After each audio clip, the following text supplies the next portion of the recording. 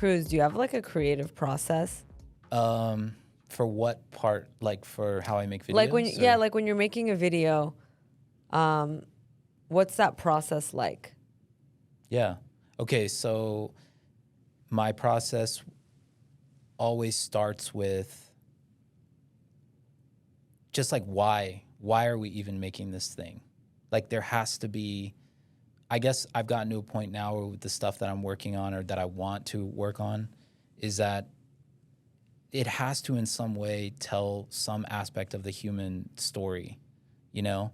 Like I know sometimes it can't always be that, Yeah. you know? But I really try most of the time lately to tap into, okay, if we're going to tell this story, like how are we going to tie the human struggle into the storytelling? So that's like where I always try to start, is just finding like the core, the emotional core of the story. And then I usually, like if I'm working with a client, I'll pull like a ton of references.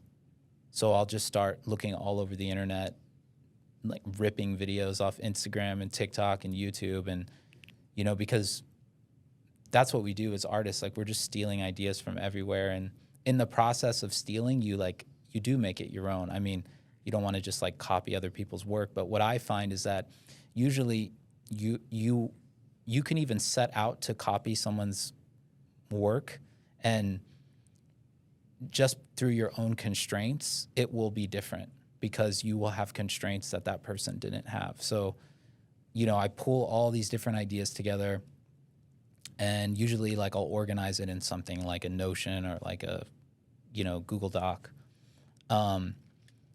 And I just really do like to get very detailed with storyboarding the videos that I do, because so much of the power to me is in the way you use transitions, and even thinking about like how are you going to sound design this. And I like to try to think about as much of that stuff as I can early on, even to the point where like I'll pre-edit a video. So like I'll plan a video in my editing software where it'll be like I'll already start playing with music, and I'll just put text for what I want it to be. It's almost like a visual storyboard in the editing software.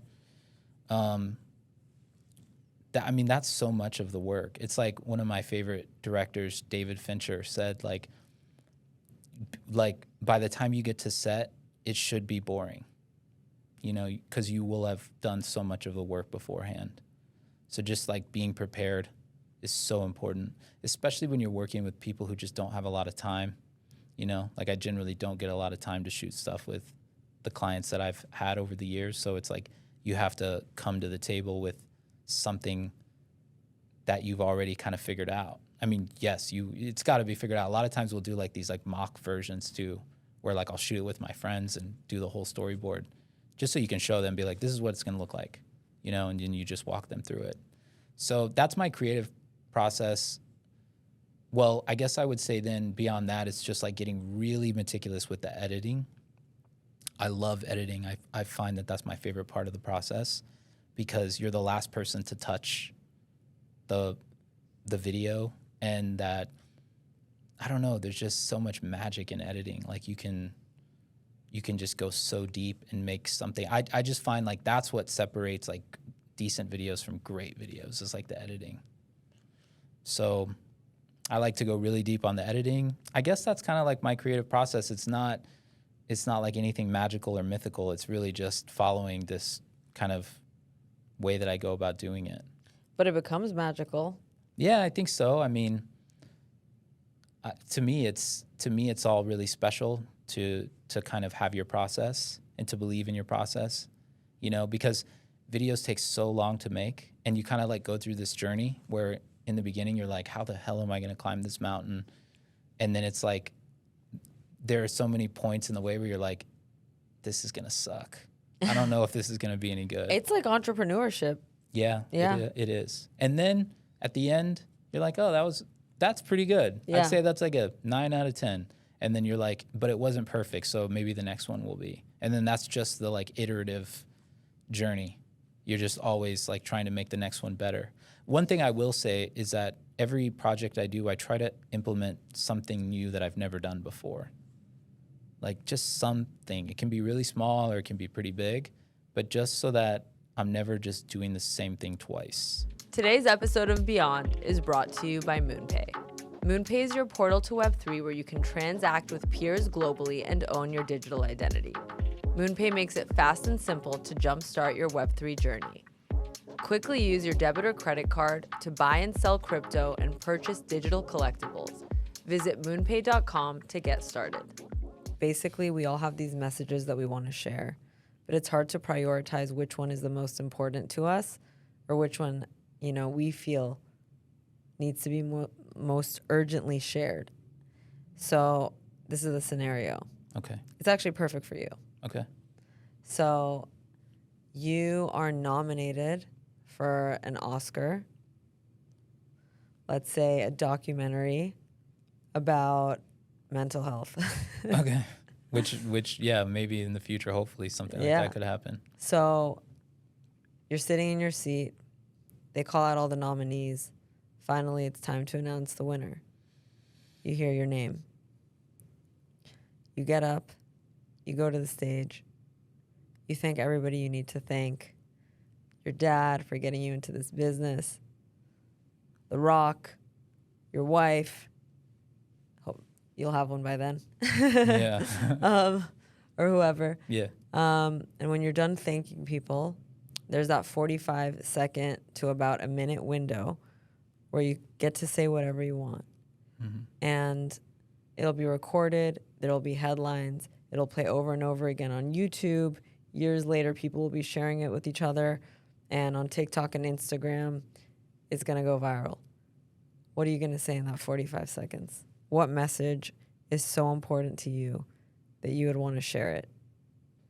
Damn. You do like one of these, you knock to make sure it's on. I would say that I can only speak from my own experience, and that every human goes through what they would consider like the greatest struggle of their life, whatever that is for you. For me, it was, and I thought for a period of time that maybe it wasn't like big enough to talk about or share, but it was 100% learning about and recovering from panic disorder. And what it taught me that I think is so fundamental to just the human journey is that our brain plays tricks on us, and it tells us things sometimes that aren't true. And it creates these scenarios that shrink our lives and make us really scared to do things. And what I would say to somebody who's either going through what I went through or is just experiencing fear in general is that the answer is always in the direction of your greatest fears. And you should run towards it and get in the habit of like breaking down the walls of fear, because fear is actually, what I've learned, is the greatest teacher of your life. I love that. Thank you so much for coming on this podcast, Jon. Yeah, thank you. Today's episode of Beyond is brought to you by MoonPay. MoonPay is your portal to Web3 where you can transact with peers globally and own your digital identity. MoonPay makes it fast and simple to jumpstart your Web3 journey. Quickly use your debit or credit card to buy and sell crypto and purchase digital collectibles. Visit moonpay.com to get started.